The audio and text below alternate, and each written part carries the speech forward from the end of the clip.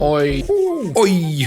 I'm back with a track breakdown, to be specific. Today we're going to be checking out Death Moon, which came out in 2021 on Bygore. It's a track by yours truly, Nosphere. This is a big one.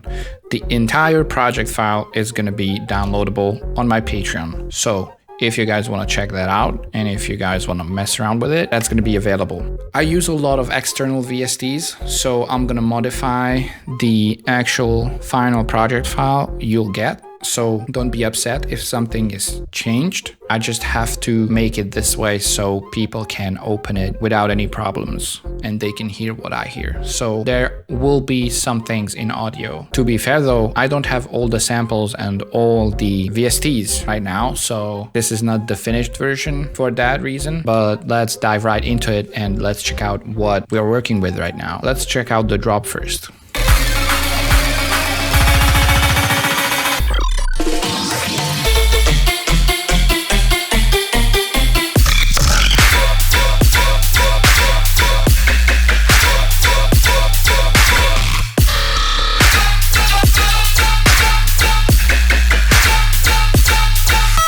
Let's get into some real production. First, the intro, super basic. Perk loop. Perk loop. Little trick, if you want to make a gated aim and break or any kind of perk loop, use beats and then turn on one-time transients and then mess around with this. Also, basic Reese. I'm not gonna show you how I made this, it's pretty fucking easy. Just make a Reese bass with a saw and give it some noise, give it some saturation or distortion, that's it. Fun fact, add incoming. You don't have to, but if you wanna make your life easier, check out the multi-Reese preset pack up on my website, available right here. With the sweet glides and everything. Then I have this ARP or lead,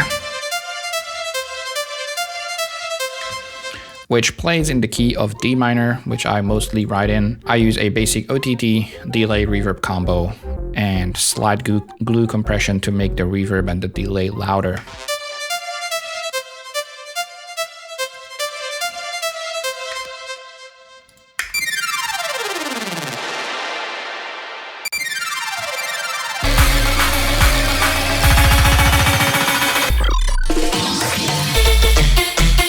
Boring sweeps, reverse kicks, impacts, boring stuff.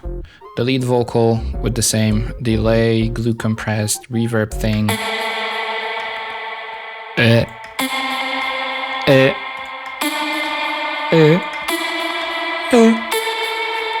Pretty basic. Then the build, same stuff, a lot of impacts, a lot of risers, vocals.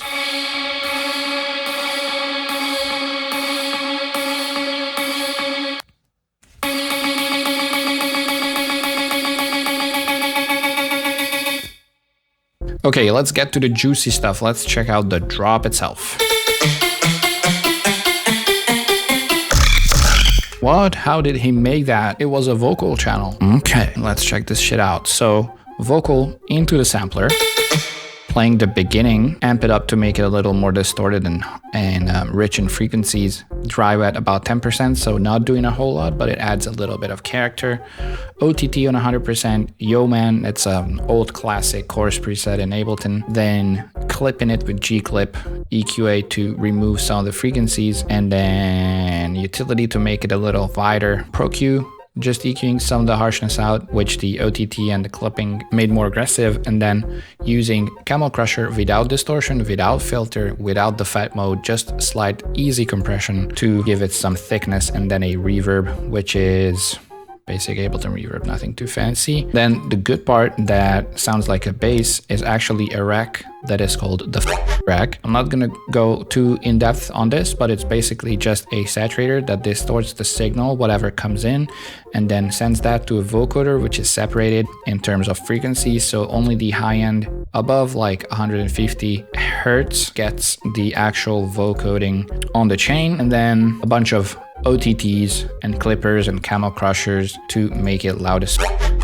The key to this, you can replicate the rack. You can do these basses with lower pitched vocals. So as you can see, the MIDI jumps down 2 octaves. Without the rack, it sounds like this.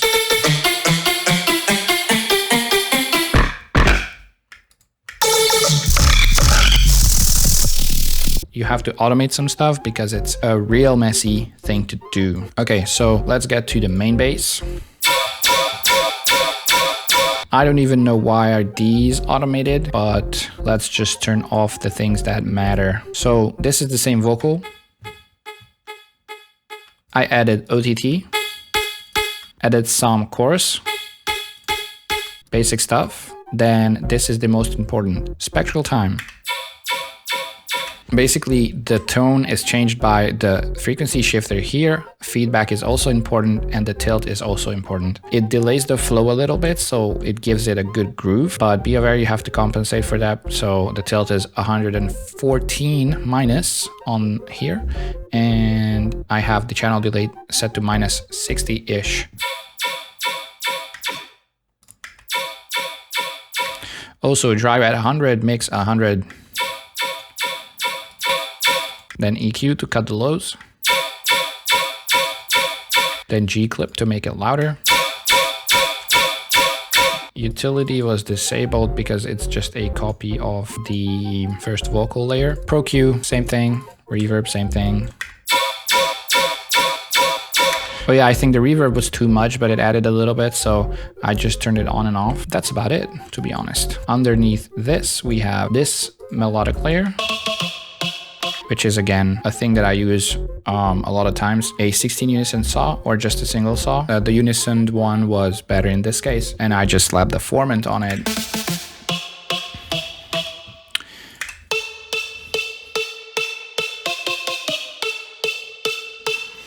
Then I had some chords too, but I don't have the Hive plugin anymore. And then a simple machine gun bass that I had, which was modified with frequency shifting, EQing, made it a little more mono.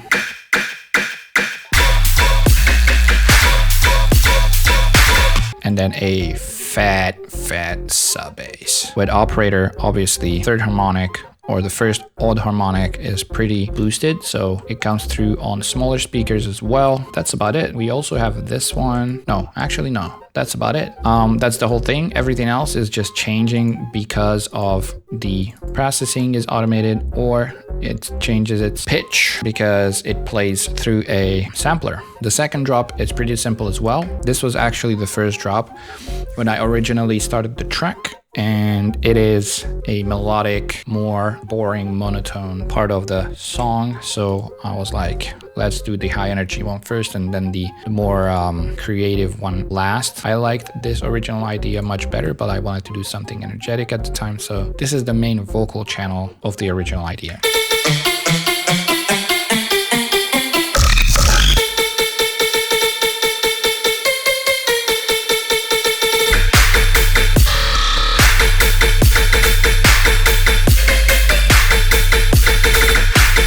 And then the scary text-to-speech, which I really like to use all the time. That was Death Moon. Thank you all for checking out this video. I hope it helped. I hope it explained some of your questions regarding the track. Let me know which track do you guys want to see next? What type of resources y'all need for Patreon? I'm gonna be doing a bunch of freebies as well, so stay tuned for that, and see you guys in the next one.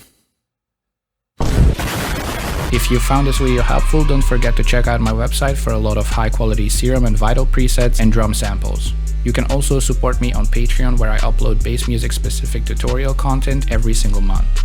Peace.